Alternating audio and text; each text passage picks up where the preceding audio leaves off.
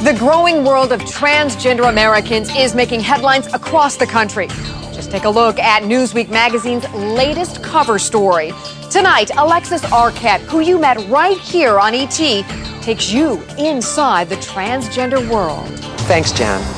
My documentary, She's My Brother, caused a stir at its New York premiere. Now I'm in Hollywood, turning the spotlight on what it's really like to be transgender. This is a powerful roundtable summit. 4 beautiful women who were once men, revealing themselves to ET viewers. And it starts in a celebrity penthouse suite. Hello, ladies. They are all in various stages of their transgender transition. All of their journeys began with a shared experience. Meet Jackie. This girl next door once was the boy next door. It killed me inside. Raina, in her 30s, began life as this little boy. Now she's a housewife. He's a very accepting person and he loves me for who I am. Sasha, the vixen, is a 40-year-old entertainer.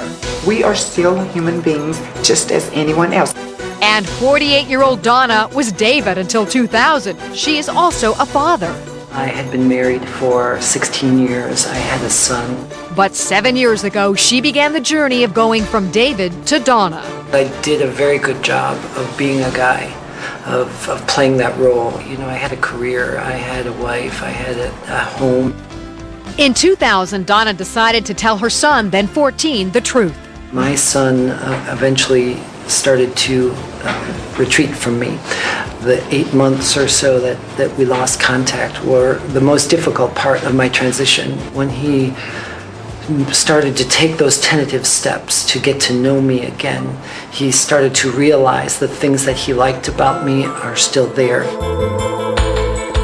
Jackie, now 24, was once a young man. For years, she kept her secret hidden, and she emotionally revealed to Alexis that at one time, the idea of killing herself felt easier than revealing the truth to her mom. The night I came out to my mother, I was actually sitting in my car in the garage with the car on, and I called her on the phone. And, she knew I was crying, and I proceeded to just come out to her and tell her everything. Sasha was more forthcoming. I didn't, run in a corner and hide. I let anyone know, this is me. I'm happy with me. It's not my fault that you're upset with me.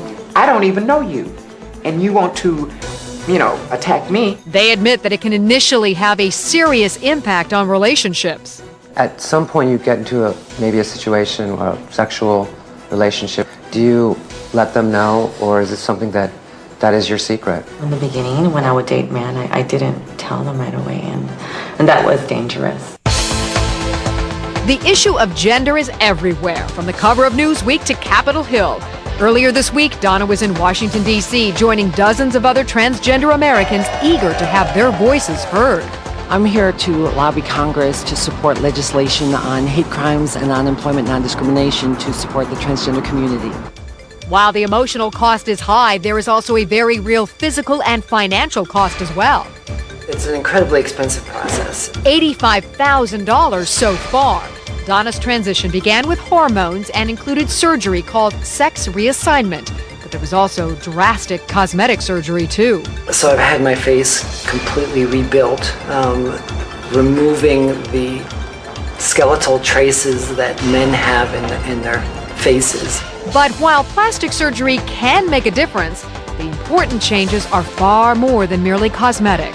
I find too many people are looking for quick fixes, and they think they're going to find it at the end of a scalpel or at the end of a needle. But there is also a flip side to these transgender women. Hi, how are you? Good to see you. Have a seat. To look at Stefan, you would never know that the 34-year-old Gulf War veteran is a transgender man.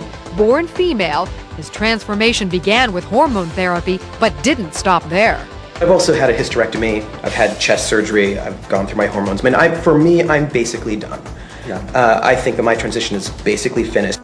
Currently a PhD candidate, Stefan at long last feels complete. But it is my body and I love it, and I feel happier than I've ever felt before to actually exist in my body and to feel my body and to not sort of be a little numb person is so wonderful. We want to thank Alexis and all of the ladies for sharing their stories with us.